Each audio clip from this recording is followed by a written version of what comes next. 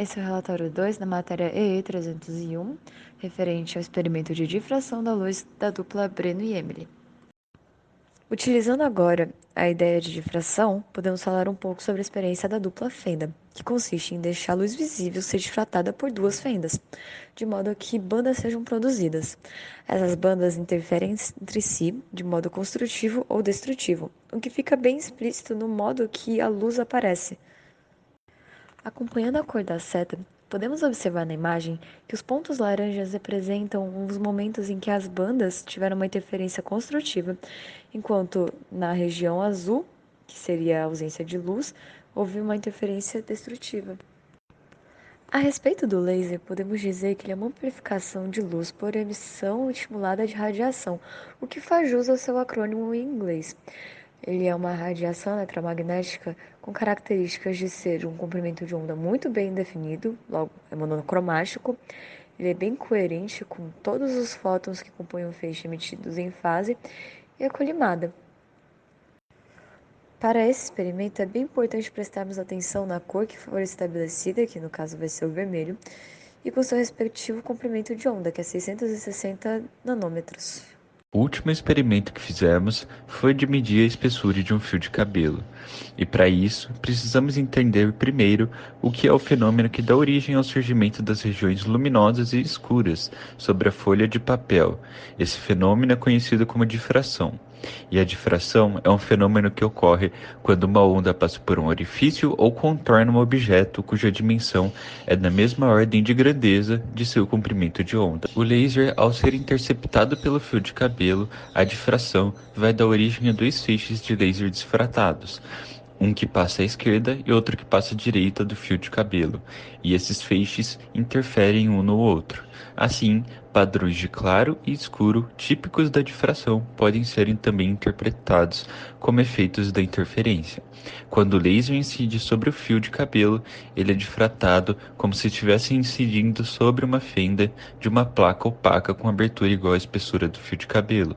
Os dois feixes de laser, que são gerados pela intercepção do feixe original pelo fio de cabelo, podem chegar ao anteparo em fase ou fora de fase. Por fim, para calcularmos a espessura do fio, nós precisamos usar a fórmula que relaciona a espessura dele com o comprimento de onda do laser e o ângulo formado pelas duas direções. Uma delas vai do fio de cabelo até o centro do máximo central da região clara que se forma sobre o anteparo. A outra, já, vai do fio até o centro da primeira região escura, à esquerda ou à direita do máximo central. E a fórmula é I seno de θ igual a lambda. A fim de pôr em prática essa teoria, a executamos em sala de aula, utilizando um laser, uma régua, uma trena e uma superfície branca que nos permitisse ver o laser atingindo-a, e também um fio de cabelo. Em nosso experimento, direcionamos o laser a uma parede a qual se encontrava a 5 metros de distância. Após isso, colocamos o fio de cabelo em frente ao laser. Consequentemente, gerou-se o fenômeno de difração, o qual na parede pudemos observar as interferências das ondas em regiões mais claras e regiões mais escuras.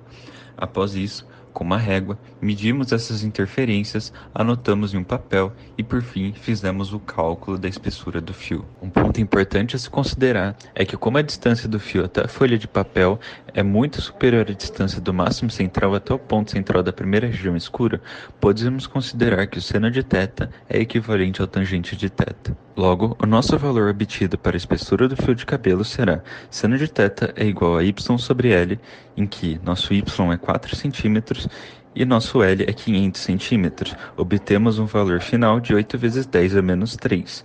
Por fim, a espessura vai ser igual ao comprimento de onda da luz, que no nosso caso é vermelha, então seu valor será 660 vezes 10 a menos 9, dividido pelo seno de θ, que dá 8 vezes 10 a menos 3. Por fim, obtemos o valor de 82,5 nanômetros para a espessura do fio de cabelo. Para saber se nossa medida estava correta, pesquisamos na internet o comprimento médio de fio de cabelo, e os valores seriam de 60 até 140 micrômetros, enquanto o nosso estaria em meio a esses valores, no caso 82,5 micrômetros, então nossa medida está correta.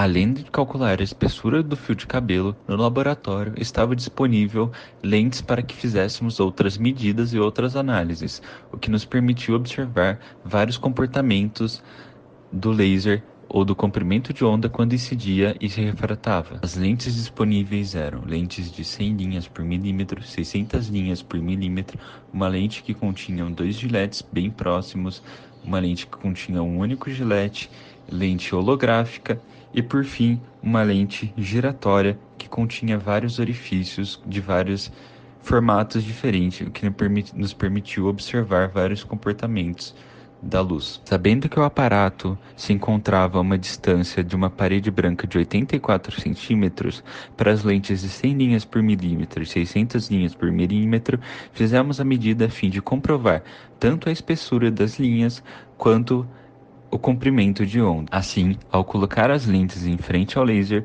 observávamos o efeito de difração na parede branca. Com isso, nós nos dispusemos a calcular também o comprimento de onda experimental junto à espessura das linhas dos materiais. E para as lentes que continham várias linhas, era possível utilizar a seguinte fórmula: n vezes lambda igual a d seno θ, sendo d uma constante que era calculada com 1 sobre o valor total de linhas. Para a lente de 100 linhas por milímetro, temos que o sotangente de θ vai ser 5,3 dividido por 84, o que nos dá uma constante de 0,063. Com isso, podemos calcular lambda sendo 1 sobre 100 a quantidade total de linhas presentes na lente, multiplicado por 0,063, o que nos dá 0,00063 milímetros, ou seja, 630 vezes 10 a menos 9 metros. Já para a lente de 600 linhas por milímetro, temos sua tangente de θ sendo igual a 33,6 dividido por 34, que dá 0,4. Logo, seu lambda vai ser 1 sobre 600 vezes 0,4, que vai ser igual a 670 vezes 10 a menos 9 metros. Por fim, para entender o quão próximo chegamos da medida correta do comprimento de onda da luz vermelha, medimos os erros, sendo o erro da lente de 100 linhas por milímetro de 4,5% e o erro da lente de 600 linhas por milímetro de 1,5%. Ou seja, chegamos bem próximo do resultado esperado, do resultado teórico. Assim, nossas medidas são bem satisfatórias. Além de medir o comprimento de onda, podemos medir também a espessura das linhas presentes nas lentes. Então, temos que a espessura vai ser igual ao comprimento de onda teórico dividido pelo seno de θ. Ou seja, para a lente de 100 linhas por milímetro, temos que cada linha tem uma espessura de 9,5 micrômetros, enquanto que para a lente de 600 linhas por milímetro, temos 1,65 micrômetros. Seguindo em frente, então, com relação aos experimentos para as lentes, com a lente que continha dois giletes, o qual havia uma abertura, pudemos medir a abertura presente naquela lente, sendo tangente de θ igual a 0,3 dividido por 84, o que nos dá 0,00357. E assim, a espessura vai ser o comprimento de onda da luz vermelha dividido pelo valor da tangente de θ, o que nos dá uma abertura de 1,85 milímetros. Já para a lente que continha apenas um único gilete, observamos que quando era refratado no gilete, havia apenas um único ponto presente em nossa tela. E por fim, utilizando o objeto giratório, o qual continha vários tipos de furo, e com esses furos conseguimos observar diferentes tipos de difrações no aparato branco, a que mais nos chamou a atenção foi, em primeiro lugar, a difração x e y, o qual a difração ocorria tanto no eixo x quanto no eixo y. Em segundo, a difração hexagonal, no qual ocorria de forma que a difração parecia um hexágono. E por fim, a difração circular. Conforme o laser entrava no orifício circular presente no objeto giratório, ele difratava e sua representação no painel branco nos dava uma forma de onda circular, no qual era possível observar ondas construtivas e destrutivas, como demonstrado na figura. E para a difração da luz por orifício circular, podemos calcular o comprimento de onda experimental que obtemos em laboratório. Sua fórmula será seno de θ igual a 1,22 lambda sobre d, em que d é o diâmetro do furo na lente. Então, sabendo que a nossa distância até a folha em branco é 84 centímetros e que a diferença entre os picos das ondas deu 0,4 centímetros, nosso seno de θ que nós obtemos vai ser 0,0048. E quanto ao nosso d, que é o diâmetro no furo da lente, vai ser 0,00016 metros.